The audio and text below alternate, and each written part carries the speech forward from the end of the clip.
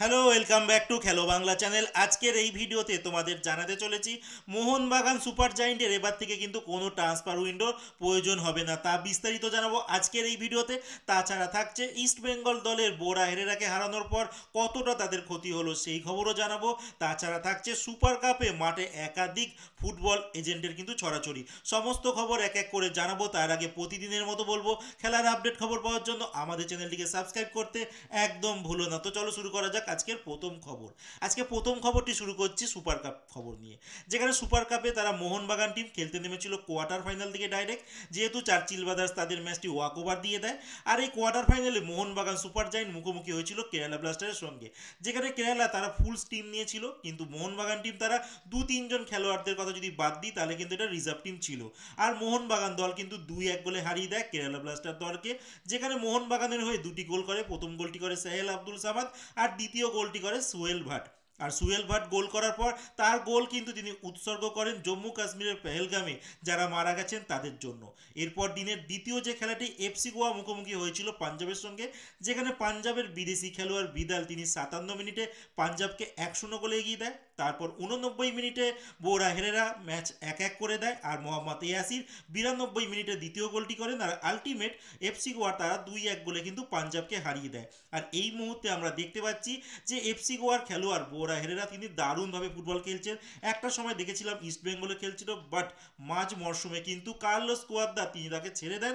আর ultimate east Bengal দলের এখন অবস্থায় দেখো কি অবস্থায় আছে ইস্ট বেঙ্গলের। তারপর থেকে কোনো মাঠের ভালো খেলোয়াড় কিন্তু আসেনি।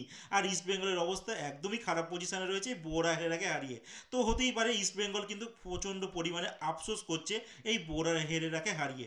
বোরা হেরেরাকে দেখেছিলাম ইস্ট বেঙ্গলের বিরুদ্ধেই এই বছরই আইএসএল এর একটি ম্যাচ যখন কলকাতায় খেলা চলছিল, 3-0 গোলে হয়তো এই এফসি গোয়া জিতেছিল, যেখানে 3টে গোল করেছিলেন কিন্তু এই বোরা হেরেরা।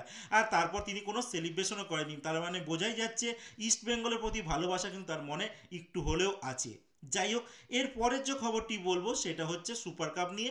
আর সুপার কাপে যত না দর্শক আসছে মাঠে, তার থেকে কিন্তু বেশি দেখতে পাওয়া যাচ্ছে ফুটবল এজেন্টের ছড়াছড়ি। কারণ আমাদের বর্তমানে যে ফুটবল সিস্টেমে দেখা যাচ্ছে ফুটবল এজেন্টরাই কিন্তু খেলোয়াড়দের ভবিষ্যৎ ঠিক করে দেয়, যে কোন খেলোয়াড় কোন দলে যাবে। আর একটা সময় আমরা দেখতাম যে ক্লাব কর্তারাই কিন্তু খেলোয়াড় ঠিক করতো, যে খেলোয়াড়দের ভালো প্রতিভা আছে তাদেরকেই ক্লাবে নিয়ে আসতো। বাট এই সময় কিন্তু সেটা আর হচ্ছে না। যে সমস্ত খেলোয়াড়দের যত ভালো এজেন্টের সঙ্গে কন্ট্যাক্ট রয়েছে তারাই কিন্তু তাদেরকে ভালো দল কিন্তু খুঁজে দেয়। এখন সেইটাই দেখার যে এই সমস্ত খেলোয়াড়রাই এখন বর্তমানে সুপার কাপ আইএসএল খেলছে, আর এই খেলোয়াড়দের এজেন্ডাই মাঠে বসে রয়েছে। আর তাদেরকেই কিন্তু দল পাইয়ে দেওয়ার কাজ করছে এই এজেন্ডা, বা বলা যেতে পারে একজন দালাল চক্র কিন্তু কাজ করছে। এই দালাল চক্রের হাত ধরেই ভারতীয় ফুটবল কিন্তু এখন তলানিতে যাচ্ছে। আর কোনো খেলোয়াড়ের ট্যালেন্ট নেই, তারা ভালো এজেন্ট ধরে রেখেছে, তারা একটা কোনো ক্লাব তাদের জোগাড় করে দিচ্ছে। আর যাদের ট্যালেন্ট আছে কিন্তু ভালো এজেন্ট নেই, তাদের কিন্তু প্রতিভা শেষ হয়ে যাচ্ছে। যার জন্য সুপার কাপে প্রত্যেকটা ম্যাচে দেখতে পাওয়া যাচ্ছে দর্শক তো নেই। যারা তোমরা টিভিতে খেলা দেখছো তারাই তোমরা বলতে পারবে যে মাঠে কিন্তু দর্শক নেই, কিন্তু ফুটবল এজেন্টের পুরোপুরি ছড়াছড়ি। যাই হোক, এর পরে যে খবরটি বললো, মোহনবাগান দলে কিন্তু এবার কোনো ট্রান্সফার উইন্ডোর দরকার পড়বে না স্বদেশি খেলোয়াড়দের জন্য।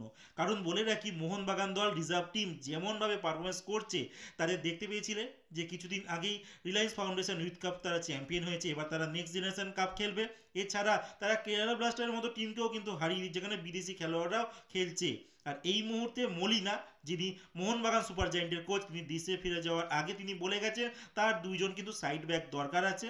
এছাড়া মানবীরের কিন্তু একটা ব্যাকআপ খেলোয়াড়ও তিনি চেয়েছে। আর সেই দিক থেকে আমরা দেখেছিলাম যে নোয়া সাদাওকে কিন্তু পুরোপুরি আটকে দিয়েছে সৌরভ বনভালা। এছাড়া দীপেন্দু বিশ্বাস, জুনিয়র দীপেন্দুকে তিনি ডিফেন্সে কিন্তু ভালোভাবেই নেতৃত্ব দিচ্ছে। এছাড়া সালাউদ্দিন আদনান তিনি কিন্তু দারুণভাবে খেলেছেন। আর তার খেলা দেখেই এখন বোঝা যাচ্ছে যে মনবীর সিং এর হয়তো একজন বিকল্প খেলোয়াড় কিন্তু পেয়ে গেছে।